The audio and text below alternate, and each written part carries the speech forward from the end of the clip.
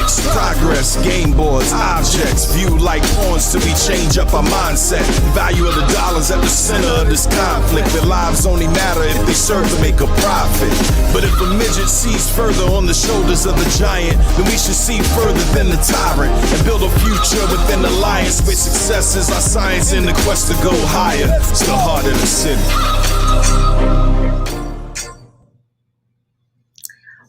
Welcome home, Heart City. This is Kendall Chase, and I'm your host. I'm so excited to be back with you guys after a week off. Thank you guys all for the prayers, the encouragement. It has been a journey, and it is a pleasure, and I'm grateful to know that I have a community of people that rally around myself and my family in our time of need. We are today going to just jump right in it. We are talking about finding our inner strength. And man, was I on that journey personally over the last week. I mean, this topic, it was God sent. God placed it right into our hands and said, Kendall, this is for you. This show is going to touch me probably a little bit more than maybe some of you in our broadcast audience. So I'm excited about today. We are going to be tapping into the resources and what our guests have used to find their inner strength. What are they helping the community use to find their inner strength? I mean, it's going to be, it's different. It's different. And we have some amazing guests that are going to do that for us. We have our favorite, Doug Reed, is coming in from Black Men Hill to talk with us today. We have, man, this is awesome. Through the Eyes of Black Folk. They're coming in, Nadira Branch and Eric Marsh.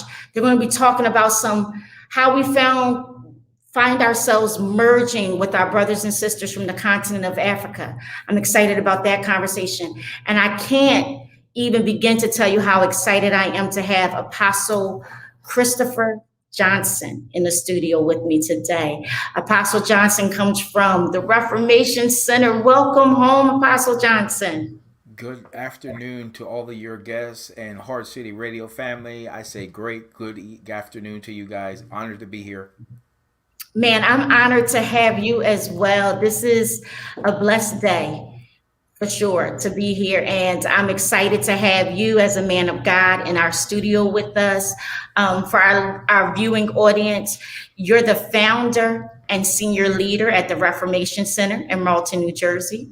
You are the founder of the Jesus Global Movement and the Reformers Fire Alliance. And you are just a godsend to our world because you're trying to ignite a movement, within our world. And I'm excited about your prayer today. How are you doing, sir?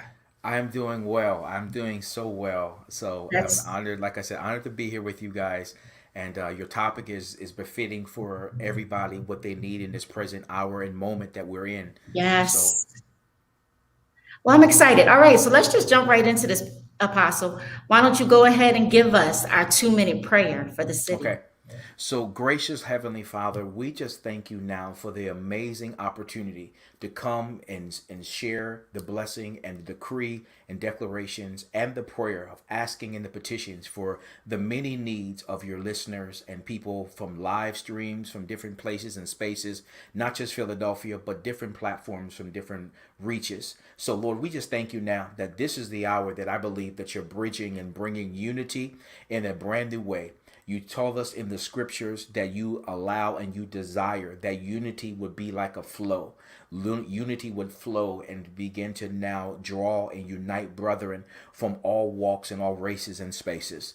We declare that now that we are in the umbrella of the season, that we believe that we can put down the lines of divide, we can put down the lines of racial biases, and we just believe that the Heart of the City Radio is just this platform to begin to reach people into various color brackets, various economic brackets, and various just life brackets. We pray today that even as Luke 22 declares over us, that after we have been tried and experienced the trials of life, that Peter admonishes and Jesus admonishes Peter to strengthen brethren.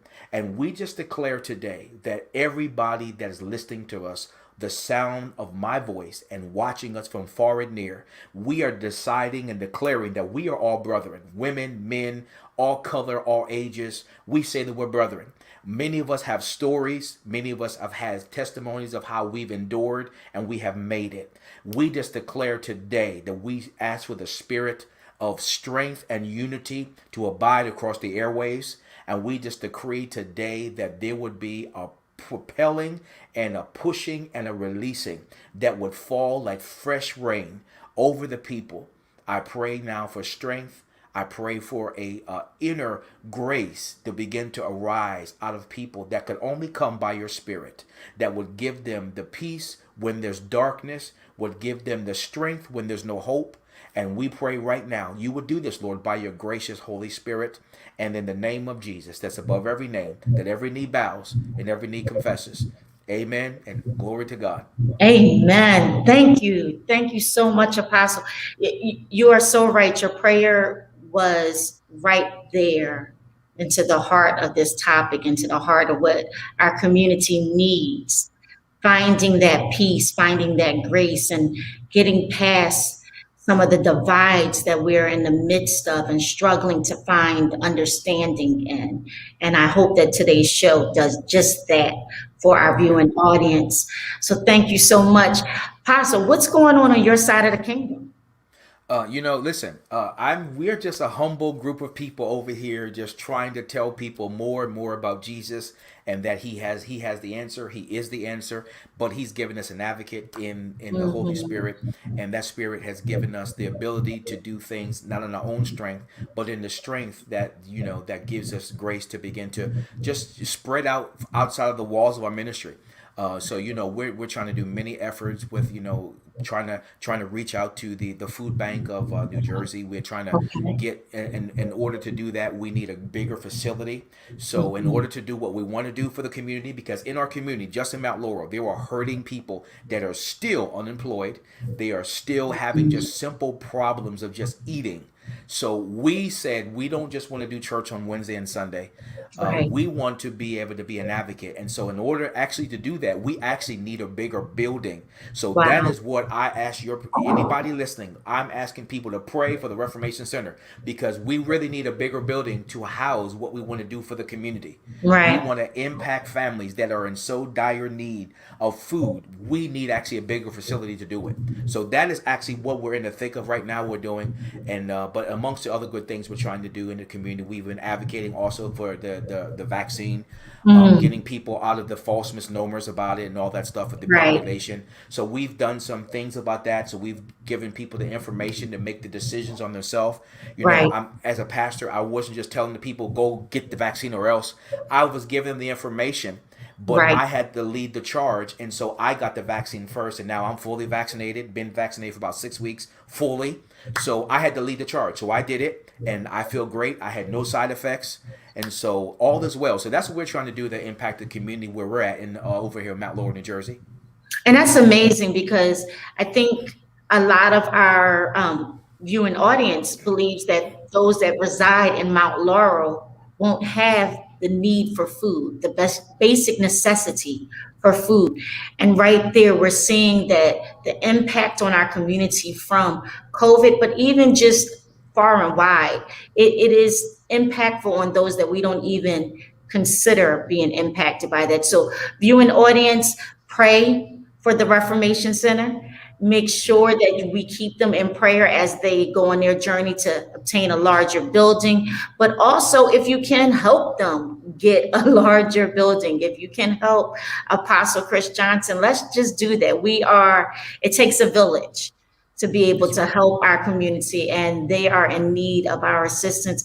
Apostle, I am so grateful again that you took some time to spend with us. I pray God's covering over you, and may he increase you in your life and in your ministry. Thank you so very much. You're welcome. You're welcome. So I'm going to go to a commercial, and on the other side, we're going to have the Inner Strength Foundation. This is HeartCity TV.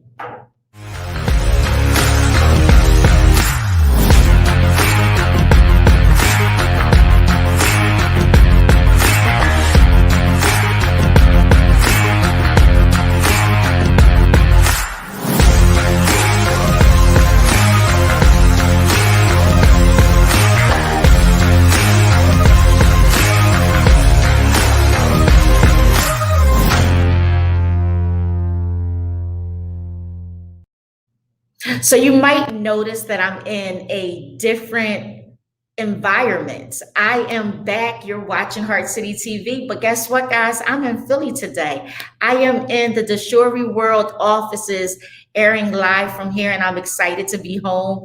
Got a little nervous at the beginning of the show, but it's okay. Week 3 out of 4 for me, so I'm excited. Um, our show topic today is finding our inner strength, and some of the best people to talk about that come from the Inner Strength Foundation, where they foster inner strength for outer stability in our youth. Our youth have been through a lot. We all know it. I have too in my home, and I serve a whole lot more in our community. And this last 18 months has been a journey for them. The instability in their world, school once being something that they could depend on, being able to go to, find resources, find just peace of mind. And we took that from them and said, stay home, figure it out on your own. We'll support you a little bit. Here's a computer.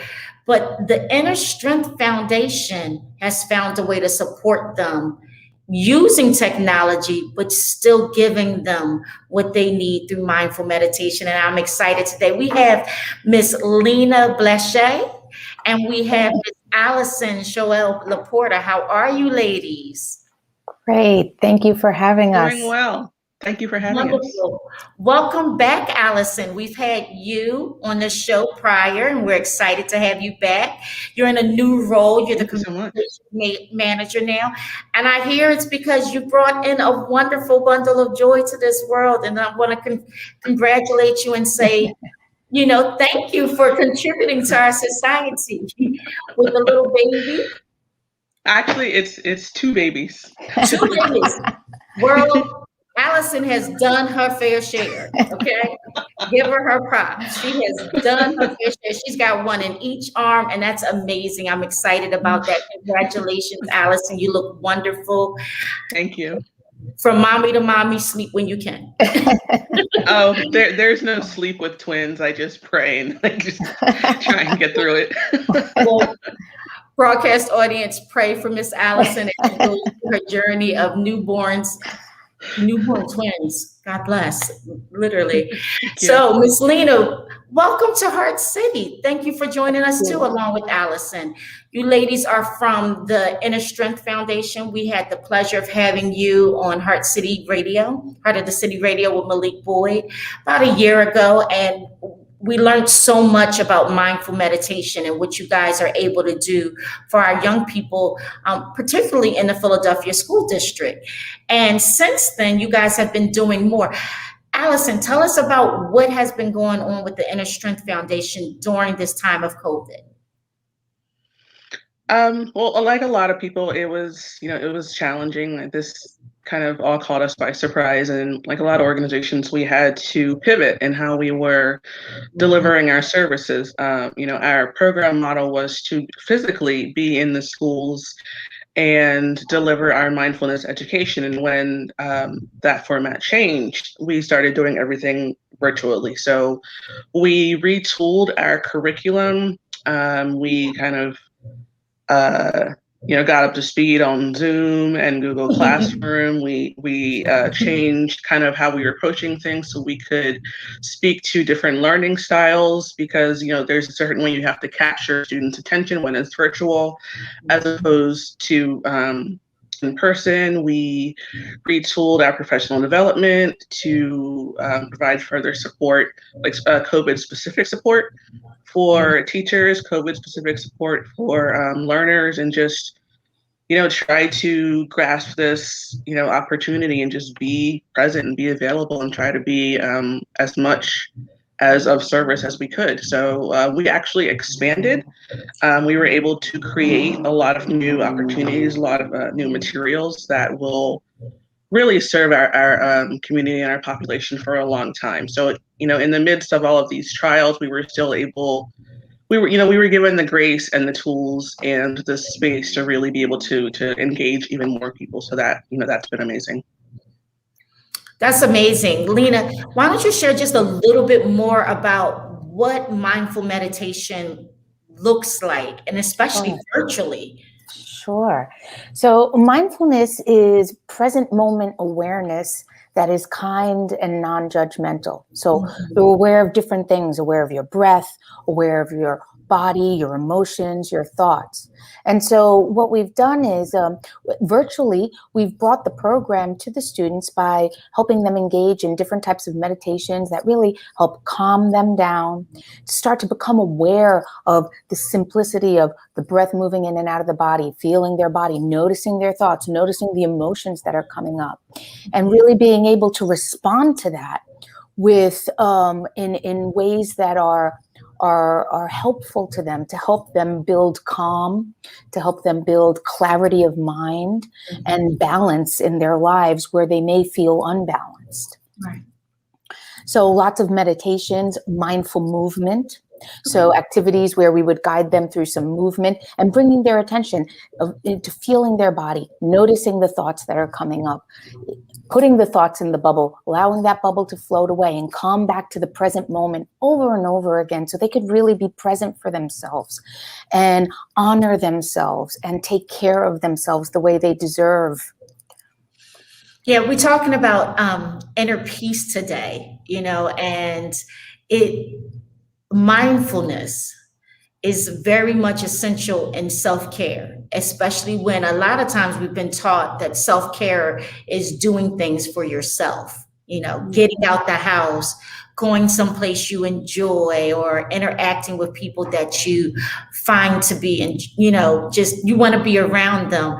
And then COVID hit and they said, don't go out. Stay away from people.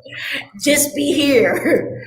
Maybe with your twins and your husband, or maybe you're just, home by yourself, or maybe you're a teenager, and you don't want to be in your head and you don't want to be in the house, and, you want to be out and exploring. And you guys have found a way to still keep them engaged in this process and begin to really develop this inner strength from self-care. So I heard you guys have an app now, and that is the big reveal. You guys have an app. Lina, tell us about this app that you've developed. Yeah, so this is really wonderful. We've been working on it for the past year, and we recognized that after the program was done, we wanted a way to help the students continue to build their inner strength, to continue to practice mindfulness. And we knew that the best way to do that would be to use technology, because the students use technology all the time. So we developed this app, and which has all the different exercises that we teach in the program, all the meditations, all the mindful movement. There are videos. There are exercises for them to journal. There is a daily social emotional check-in so that the students can check in. How am I feeling today? And then respond to that with the different exercises. Do I need calming down? Let me do a mindfulness of breath. Do I have a busy mind? Let me do the thought bubble. Or am I feeling sad? Or is there a lot of grief because of something that's happened in my life? Let me practice loving kindness to build my compassion for myself and for others. There's also opportunities to practice positivity, daily affirmations, a gratitude practice. Also an opportunity to visualize and dream, because it's so important for them to continue to dream and to visualize that which they're excited about in life, so that they can work towards their dreams. And lots of opportunities to meditate and explore videos, audios, lots of content, and more is being developed to really engage the students more, especially this summer, because as we finish the program and then next year when they're going to start moving back into the schools, a lot of stress is likely to come up. How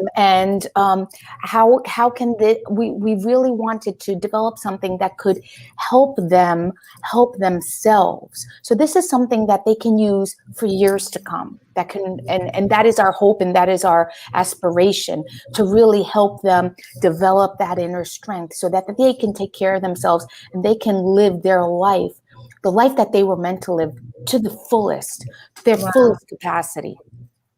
So, Alyson, can anyone access this app, or is it just specifically for the young people that have been through the Inner Strength Foundation's programs? It is geared towards students who have participated in the Inner Strength program, but anybody can access it. Anybody can access the tools. It's available right now on in the Apple App Store and also on Google Play. It's free.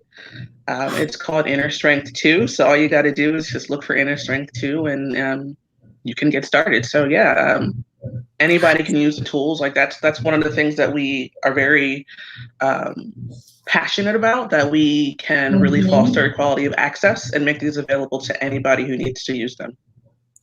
See, I don't know if the broadcast audience just understands what gem has been dropped into their lap. You know, I am constantly searching for mindfulness and meditation and breathing activities and things of that nature. And these apps are not cheap out there. They are not cheap and they're not always effective. However, we know that the Inner Strength Foundation has been doing this for a long time, and they've successfully helped so many of our young people. And now they're sharing it, not just with those young people that have access to their programs, but with us all. Guys, I'm hoping, I'm praying, I'm asking you to go and support them and download the app. Lina, share again with us the name of the app and where we can find it. Inner Strength 2, and you can find it on Google Play or the Apple App Store. And as Alyson said, it's absolutely for free, and it's wonderful for teens, but it's actually wonderful for anyone. Anyone can benefit from these exercises and practices. So if you have a teen at home, have them grab their cell phone, their iPhone 11, have them grab it. If it has the purple back like mine does, have them grab it and have them download that app. They definitely will benefit from it. Broadcast audience, we talk about this all the time, supporting the businesses and the programs that are out there serving us so that they can continue to do the work that they need to do. And this is an amazing way to do so, but you're going to get great benefit from it. So go to Google Play, go to the App Store, download it, Inner Strength 2. Am I correct? Inner Strength 2. I'm going to be downloading it today. Maybe I'll even post myself once I get it downloaded and do a breathing exercise on Facebook for everybody. But I encourage ladies, thank you so very much for joining us today. It is a pleasure to have you, Alyson. Thank you for coming back. And Lina, welcome home. You are now part of our wonderful Heart City family. It's been a pleasure, ladies, and I love you. Thank you so much. Thank you so much. Thank you so much. Man, I don't know if you guys understand. Sometimes we are blessed to have people around us that can provide us with some peace of mind and things of that nature, help us talk through things. But there are times when we are alone and we have to rely on ourselves. We have to go inward. And I don't know about you guys, but sometimes going inward and quieting down this mind of minds can be challenging. There are tools for that. There are ways that we can do that. We don't have to go sleepless every night while we try to find that ounce of quietness. And our young people don't either. And so whether your young person is blessed to be in a school that is served by the Inner Strength Foundation, or unfortunately they're not, they still have access to this app. So please, broadcast audience, go to Google Play, go to your app store, download it. It's free. You don't even have to pay 99 cents a month for it. That's the awesome thing. Inner Strength 2. All right. Thank you, guys. Up next, we got our EKGs, and this is one of my favorite segments, but I get to do it with one of my favorite guys. We got Mr. Doug Reed. Doug, you're in the broadcast studio, bro. Finally, what's going on, sis?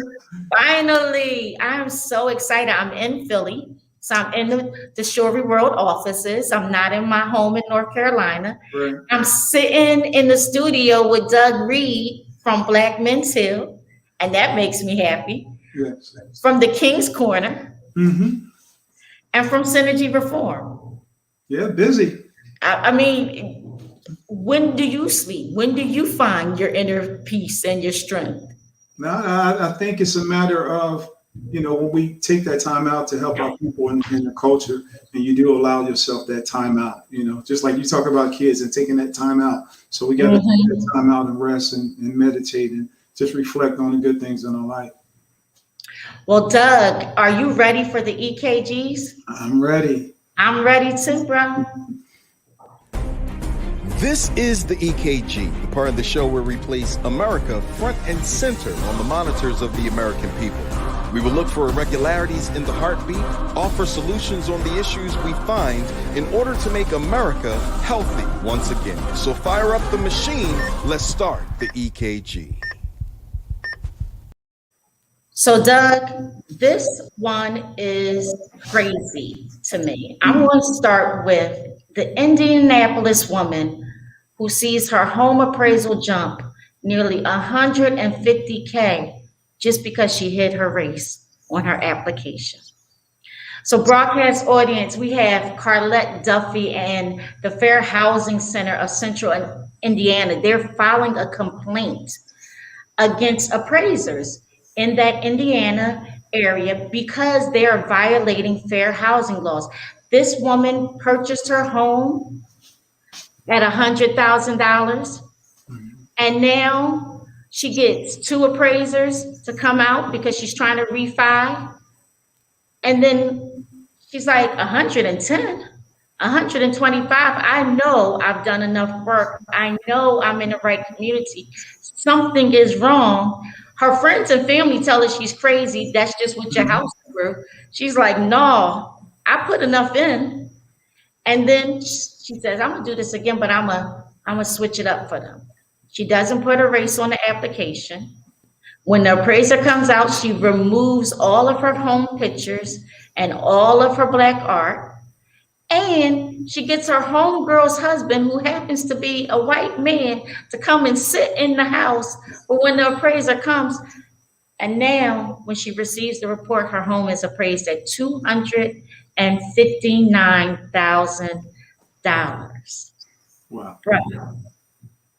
Talk about frustrated. Talk about exploding, mind-blowing.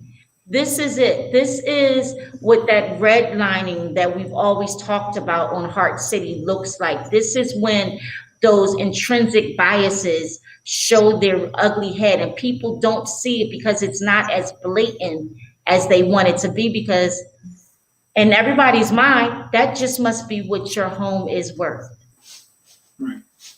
What do you say to the young person that is frustrated, trying to build their wealth for their family and possibly going through something very similar? Well, the thing about it, I think one of the most important things in what you mentioned, as far as the redlining, we talking about the block busting, like that was part of the Fair Housing Act. I think it was 1968, which has only been 53 years ago. 53 years ago. And like real talk, things have been dormant. Like I think this has been happening, but now with the housing prices going up, and of course people want to refi because of the low interest rates, it's still going on. We have to make ourselves do your own homework and checking out the comparable market prices within your area. Understand that what she did was she got another opinion. What she did was genius. She went and tried some other methods, in which this younger generation does. They have a lot of intuition as far as how to succeed. She tried a couple of other different things to see, hey, well, I know deep down in my soul, my inner strength, that I'm right, that my house is right. much more than what people are telling me, based on what she put into it and probably the surrounding area. So we got to do our research, because this time has not been that long ago. There's only been 53 years. It's not been that long ago. I was talking about that earlier with my mom. We're going through a tough time in our family, but when tough times happen, you're always around family, right? Yeah. And so we were sitting there talking about some of the struggles and some of the things that her and her sisters went through in the 60s, and I'm like, that was only 50 something years ago, Mom. That was 53 years ago. And my 8-year-old is always teasing me saying, is that a 1980 something, as if the 1980s was so long ago? But we have to understand it really wasn't. And so times have changed, but they haven't enough. And we have to be creative in how we spot them out and hold people accountable. Claudette, yeah, she held them accountable. She's about to put the pedal on them and really get some change, hopefully, that won't just impact her, but impact a lot of people in that community that's been affected by that. We got one more EKG, Doug. Okay. About a year ago, man, we had you on the show, and our host at the time, Malik Boyd, the executive producer and founder of Heart City, was discussing what happened, the incident with George Floyd. And just yesterday, they had moments of silence and rallies to mark the anniversary of his untimely death. Man, I remember you sitting in the studio, you and Shannon and Malik, and I remember just how choked up having to even discuss the incident, and now we're at a year. We're at a year. We've rallied, we've protested, we've rioted, right? Right. We have pressed for laws to be changed. We have even had a trial and a conviction. What's next? I mean, George, life and death can't be in vain. So what's next for us? I mean, the thing is, next we need to pass the bill, the George Floyd Act, but we talk about the equality. We talk about what's how humane, how things should be, how we should be addressed, and things, the problems that we're having for so many years. We witnessed a modern day lynching, which is something that I never thought in my life that I would see physically. I mean, of course, through the media, we actually seen that. It was brought up different trauma for a lot of different of us actually to see that in plain daylight with a man with his knee on George Floyd's neck for over 9 minutes. I think it was 8:45, but they determined it was over 9 minutes, and had the audacity just to look like he didn't have a care in the world. So we have to make, police officers, we have to make them accountable. We got to get these guns out of our communities. We have to, community leaders got to take the authority and take our communities back. We got to continue to speak against, as far as the police being accountable for their actions. And George Floyd was a martyr.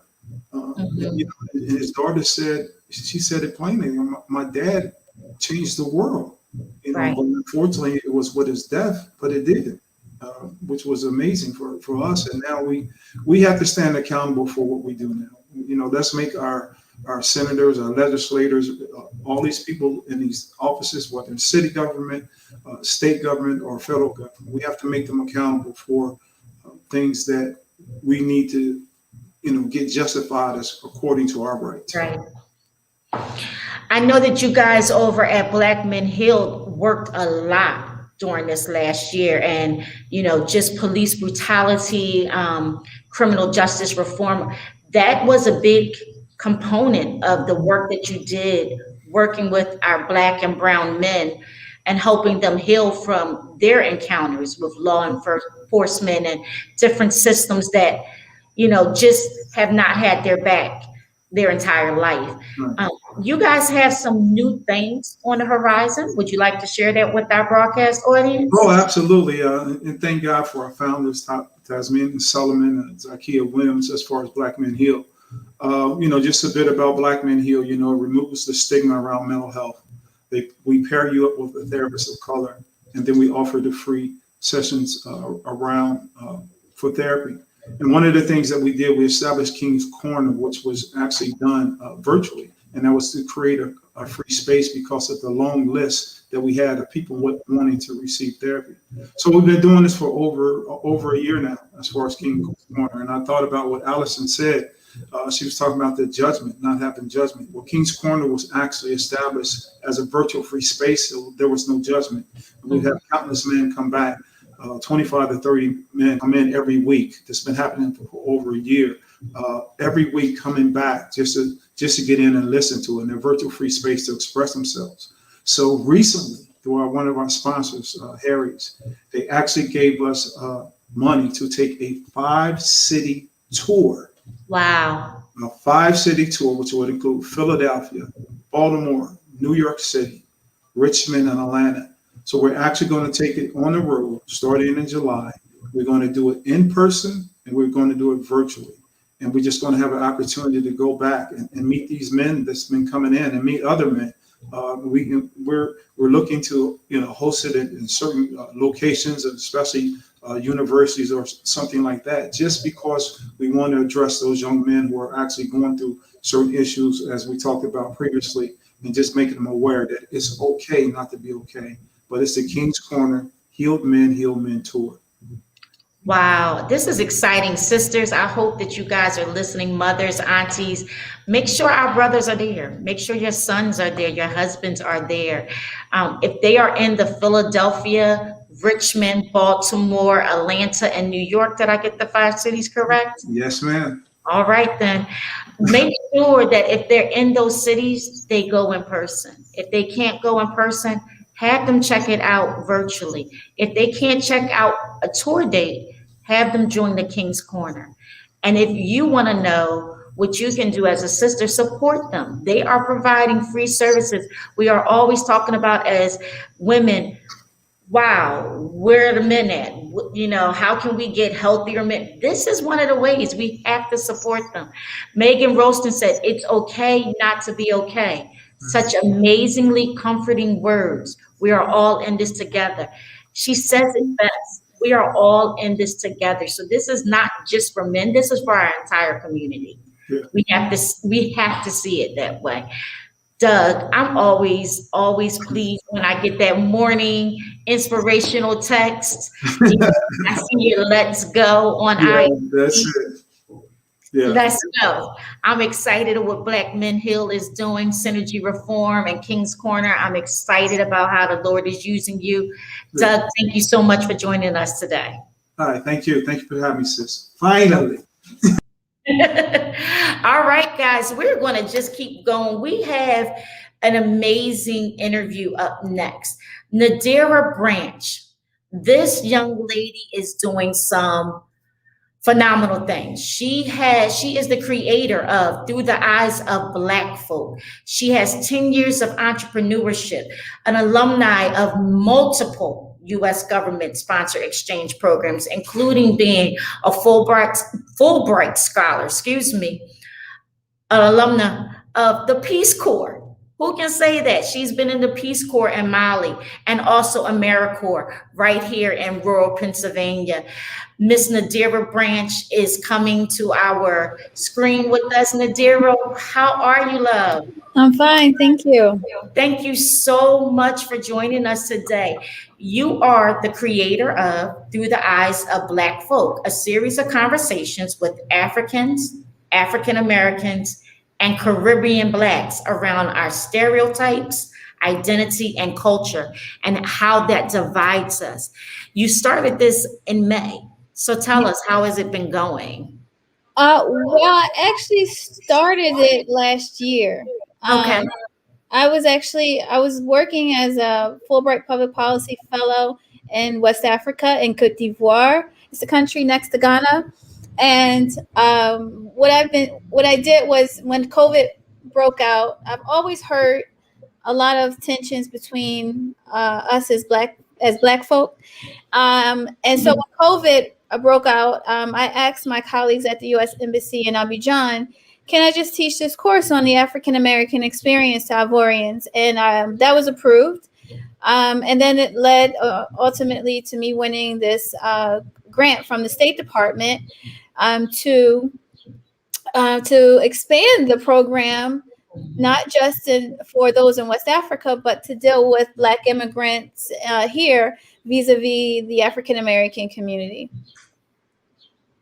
Wow. So this started as an extension of you just kind of keeping the work going, bridging Yeah. the gap, Yep. being that go between our African Americans and our African brothers, And Caribbeans as sisters, well. and Caribbean Yes, sisters and brothers. absolutely. So tell us, what is Through the Eyes of Black Folks? So it's written in our vernacular, and it's called Through the Eyes of Black Folk, right? And the point of it is to allow subsections of Black folk to understand the perspectives of other subsections of Black folk.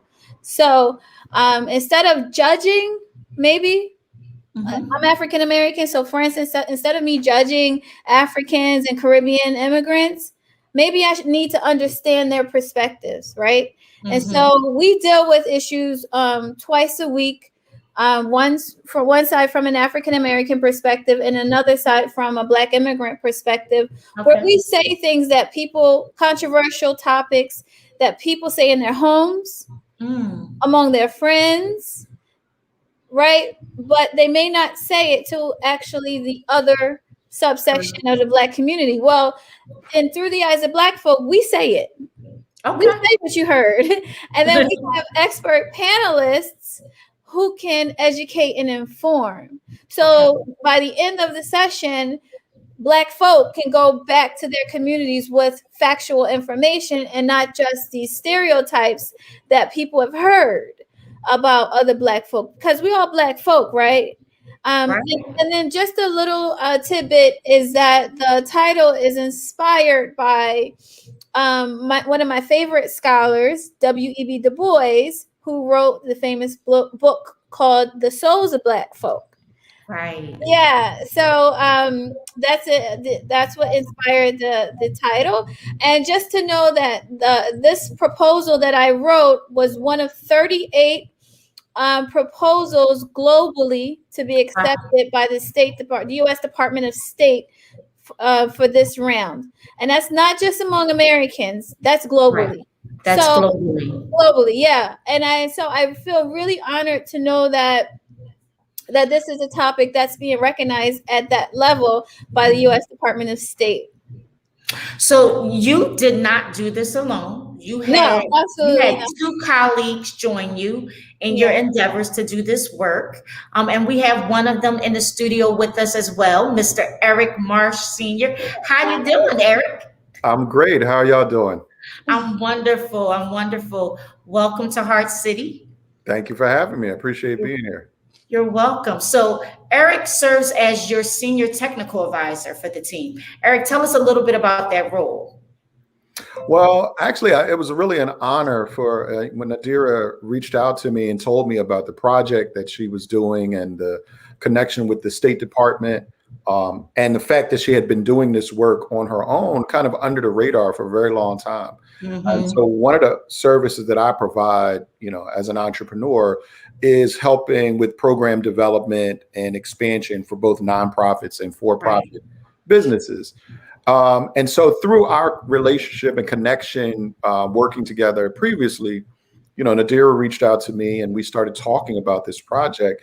And I was just blown away by just how important of a topic it is, but how underutilized and under visited this conversation happened. So I leapt at the opportunity to kind of so-called help with it. And I say so-called because Nadira, I quickly was brought on as a panelist as well. He does everything. I saw that with Eric. He holds the lights. He answers the phones. He does that. I really, I just want to say, not from any opportunistic way, but just really from being passionate about the topic. Nadira and I share experience in a relationship with Brother Yumi Odom from the Fatou Haru Institute. And it was under Brother Yumi that I was able to study human race studies, which really talks about the development of humankind and the understanding that there really is only one race, the human race. And so when just by the extension of that relationship, I felt like I was going to take every opportunity I could to support Nadira in having this conversation. So it's really been my honor. Thank So you. well, I love when we give love Yeah. on Heart City, from the heart. But I mean, I think if any of our broadcast audience had an opportunity to see one of the panels, they would see that it's genuine.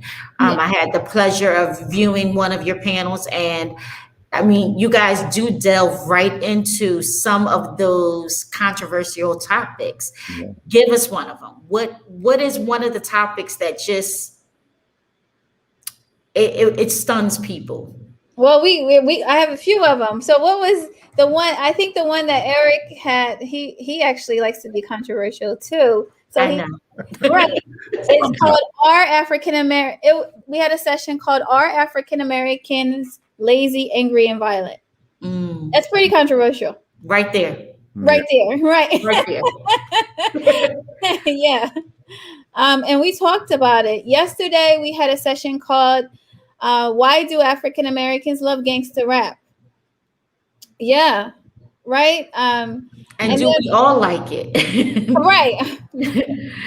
Exactly. Well, I think again, Kendall, like just by you posing that question is the reason why the subjects, the sessions are titled the way they are. Right. Because often the titles reflect the myths that we share about one another, right? So there is a myth amongst African and Caribbean immigrants that all Black Americans do like gangster rap, right? So it's worded in that way that it's reflective of the stereotypes and myths, but it's also triggering as like a way to start the conversation. Right. But here's that shock value of the topic and the way you formed that question allows everybody to say, I gotta listen to this, if not anything to say that that's not true, only to find that they bridged the gap. Absolutely. Dialogue. So for that session, the outcome was that gangster rap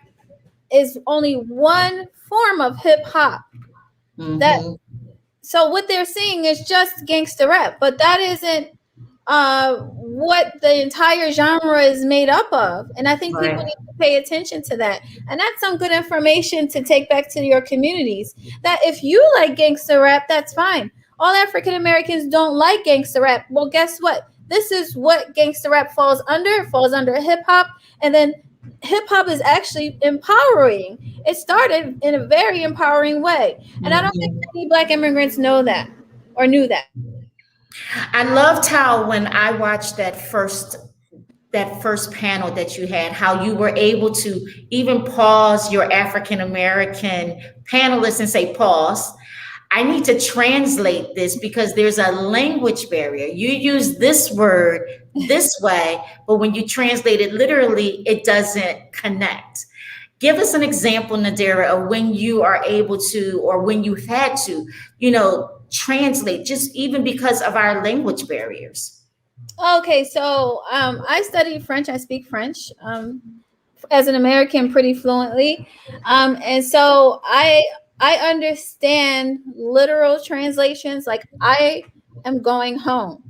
Right. But if I say something like, well, I'm going to go my way, maybe you might understand me within context. But for a non-native English speaker, they may not hear that you're actually going home. So I put on my lens of how I struggle learning French, right? I suffered enough in learning French to understand what doesn't translate very clearly. Also, it also is an exercise for the speaker, because oftentimes speakers want to be polite, right? They want to coddle the issue. They want to dance around it. Just because they want to be polite, but that's not the purpose of the program. The purpose of the program is to get real. And you were talking about Sally Hemings in this one particular episode, and many of your panelists kept kind of tiptoeing around the word rape. Yes, the word rape, and they were saying that Thomas Jefferson had relations. He had access. He had access to her. No, say it. It was rape. You can't. Right. You cannot choose your master. You don't have the choice. If you are property to someone, you can't say no. So it's forced by definition, by default. And so it's having me moderate that way. Yes, it does open the eyes of the other Black folk, our Black immigrants, but it's also forcing us to actually process those issues too. Like, no, it was great, and we need to say that. It is, because I think even for myself, when I heard you, I said, she's right. But I did pause. I paused, right? I said, whoa, but she's right, and that's something we might say in our home. But then when we get around, our peers and our communities, we kind of sugarcoat it. We make it sound softer, and that takes away the power of what happens, And so I'm loving your series, because it's not just about bridging the gaps, but it's also very informative for us to challenge our own stereotypes and how we communicate. It's an excellent exercise in communication. Yeah, which a lot of times is where the stereotypes come from, right? Yeah, for sure. Eric, tell us, what is something that you have taken away that you didn't, consider before you joined in on some of these panels?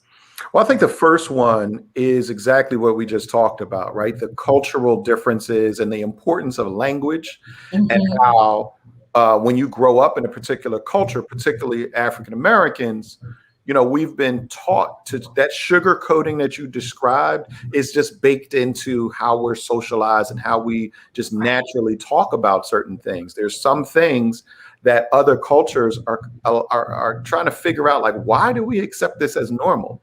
But because of how we've been socialized, and it's been, covered over for years and years and years, there are things that we take for granted that someone from a different culture immediately keys in on, right? Like the language, like how we, what we process, what we accept, and what we don't accept. And so it's just, every session has been a learning experience, and it's really nice to see how our African and Caribbean brothers and sisters who join the conversation, the freshness that they bring to the conversation. And the openness to learning. It's like, wait a minute, I need you to explain something to me. Well, why do you do what you do? Or why do you say what you say? And what it does is it forces us, like you said, you had to pause. And it makes us as African Americans stop and think about, well, wait a minute, well, why do we do these things? Exactly. And you start that process. And you find, and another thing that I learned was, you start to realize that racism is an export of the United States. White race is an export, and it's been exported globally. And so we all, in our different versions and forms and shades of Blackness around the world, have been impacted by that story in different ways. And by being able to have this conversation, we get to be able to dispel that myth and undo that story.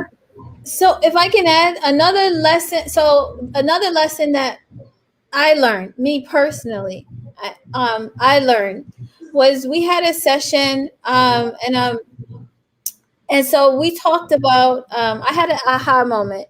My aha moment was that Black immigrants bring a wealth of information and about culture, about our culture. So I'm a Pan-Africanist. I would just say that be very clear. And I went all the way to West Africa. I went to East Africa. I went to the Caribbean to connect with my brothers and sisters, right? From throughout the diaspora. But what connected with me when we had a panel for Black immigrants is that I didn't have to go halfway around the world to find out connect with that culture. Black immigrants are here. Right. They're right here. All we have to do is open our eyes and allow them to connect with us, or we need to connect with them. I could have saved myself a whole lot of money and a whole lot of time if I had this session years ago. No, but you're absolutely right. My family is blessed. My father has married a Trinidadian woman, and when I am able to sit in her presence in her kitchen and talk to her and her sister on those summer trips to New York City and visit with them, or even with my children, it's such a learning experience. She's been in our country, the United States of America, for 40 years as a citizen. However, she still shares so much of a wealth of knowledge, and she always challenges my perspective on something that I thought I was firm on. Right. And she gives me a different perspective, and I'm like, wow. And so you're right. We don't have to go across the globe to find it when we have that beauty right here, that access here to that knowledge right here. But are we open to receiving it and to engaging in it? Yes. Yeah. That's what I want. That is my personal goal, is to I love my Black folk, and I speak for my Black folk. Say it loud, okay? Right. And so that is my hope, is that Black folk, African American Black folk, will open their eyes, right? And understand there's a wealth of information about that can help us understand our own history, our own cultures, the origins of things that we've said, or we say, or do, or how we cook, or how we dance, or how we do everything in our culture. It comes from somewhere. Right. And so I personally went to Africa to try to find these things out. That's great. But I didn't have to. Go to Africatown, Southwest Philadelphia. Southwest Philadelphia. I was thinking it the whole time. That's what I was thinking. Yeah. Sessing Avenue will provide you with amazing access. A whole wealth of diversity out there. A whole wealth of diversity right there for you. But, I mean, and honestly, I think if you've had the opportunity to even travel throughout the United States, you might find that the wealth of diversity that we have here on the East Coast and our major cities is not necessarily accessible in other cities. Yes.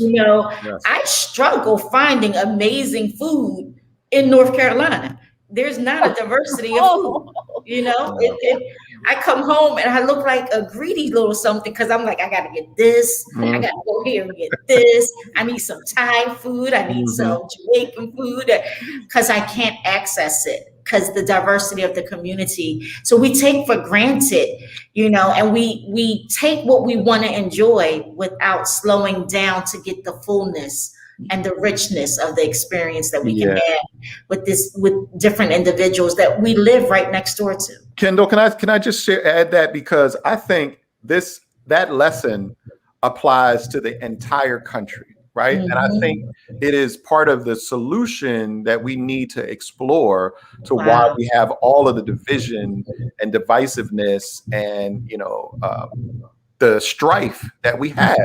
Right. You fly over, there's a term that many politicians have used about the middle America, and they call them flyover states, right? Because when you talk about diversity and culture and inclusivity, you're primarily, when you talk about the United States, you're talking about the coast. You're talking about East Coast. Sure. Yeah. And so there's a huge swath of America that's in the middle that doesn't get to experience all of this. And I think that is one of the number one reasons why there is this division, right? And so I just think just starting here with our conversation amongst Black folk, and then being able to expand it into other conversations. There is one of the things I hope that viewers take away from this conversation is understanding that there's a difference between culture and ethnicity, right? Yes. So your background, your history, who you are is very different than your culture. And so as Americans, Black Americans, we have a culture that's different than a lot of white America. But when Black folks from other parts of the world come and watch us or interact with us, we're very American. And they don't always see some of those differences as well. So I think that's a way for us to really unify across a number of different differences and demographics. I just wanted to share that. For me, what I hope to like as a next step would be to have a reverse year to return. right? Mhm. So just how we have a year of the return for African, well, I don't want to say just African Americans, but for descendants of slavery throughout the African diaspora. Well, we are very American, and we do live in America, and America is very well sought after. A lot of Black immigrants want to come to America. That's a fact. But I think there's an inherent responsibility when coming to America and benefiting from the blood, sweat, and tears that our ancestors have died for, right? From. Okay. And so what I think, what I would like and my hope is to show them, just like I went to the Whitney Plantation in Louisiana, I'm going down to Charleston. I've seen the Mayafa and slave auctions actually in New Orleans. You know, they're not taught that. A lot of them have a colonial history where they're not taught the details, right? We're not a landlocked country for the most part. We have, on our East Coast and West Coast, we have water, right? And so it's easier to tell a single story about the United States, right, as it pertains to us African Americans. And we do have social and cultural hegemony throughout the world as a U.S. superpower, right, a global superpower. But within that, we have a moral responsibility to tell the truth. I think, me as an African American, and so I almost think that yes, it's great. Go to Ghana, go to West Africa, and have your year of the return.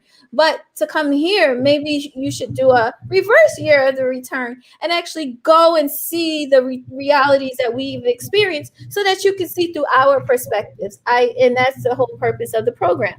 So I think that would be a next step for me. That's amazing. So we're coming to a close of our show.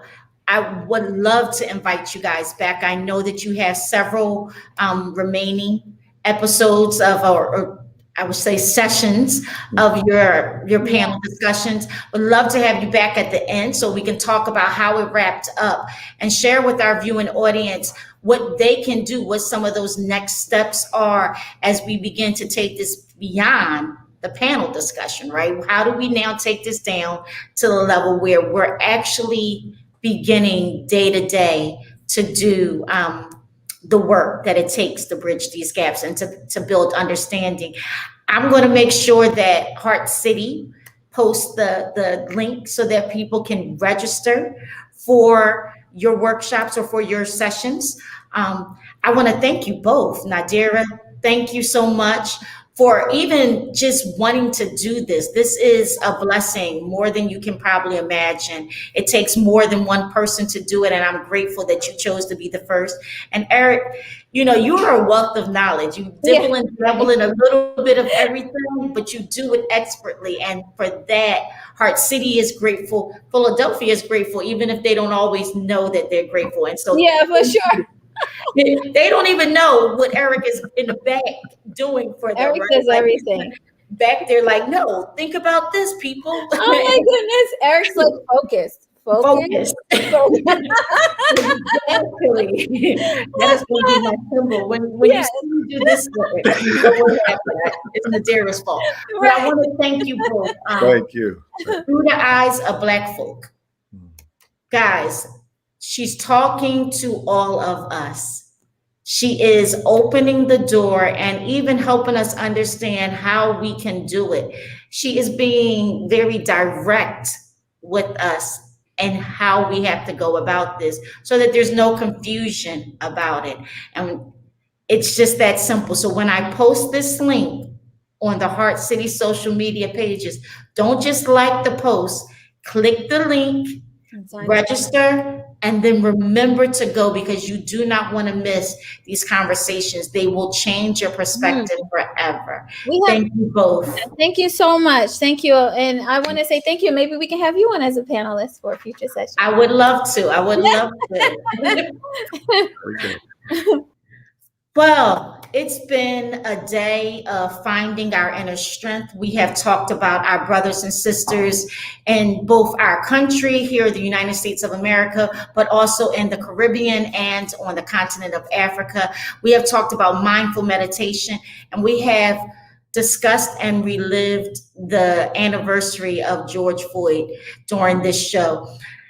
I'm grateful that I know throughout our city, throughout our world, we have individuals that can help us as a village do this work to find our inner strength, to find our inner peace.